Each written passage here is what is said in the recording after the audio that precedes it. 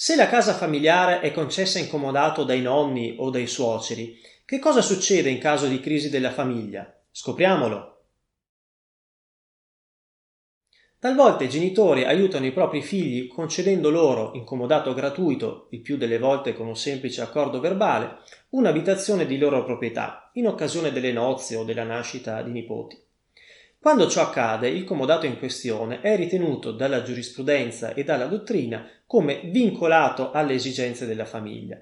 Ma cosa significa? E quali sono gli effetti di questo particolare contratto? In generale il comodato può essere previsto anche senza una durata predefinita.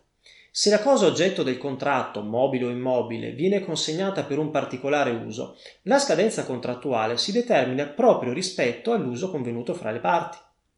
In questo caso il comodato sarà caratterizzato dalla facoltà del comodante di esigere la restituzione immediata del bene solo in caso di un urgente e imprevisto bisogno sopravvenuto.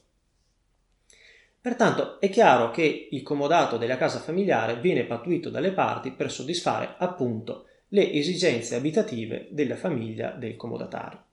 Quindi nel caso in cui i suoceri o nonni concedano ai loro familiari un immobile incomodato, la sua restituzione può essere difficoltosa in caso di disaccordo fra le parti. Ciò si badi anche nel caso in cui sopraggiunga una crisi familiare, ad esempio la separazione o il divorzio della coppia alla quale l'immobile era stato concesso.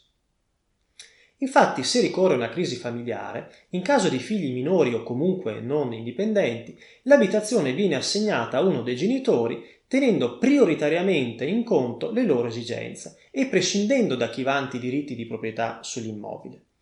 Ciò significa che il provvedimento di assegnazione dell'abitazione familiare potrebbe anche impedire a eventuali suoceri e nonni proprietari dell'immobile di ottenerne la restituzione. Ciò salvo che riescano a provare un concreto, urgente e imprevisto bisogno sopravvenuto. Questi principi sono costantemente applicati dalla giurisprudenza di merito sulla scia di una pronuncia resa a sezioni unite dalla Corte di Cassazione nel 2014. Segnaliamo ancora sul punto la sentenza della Corte di Appello di Napoli, la numero 1004 del 2019.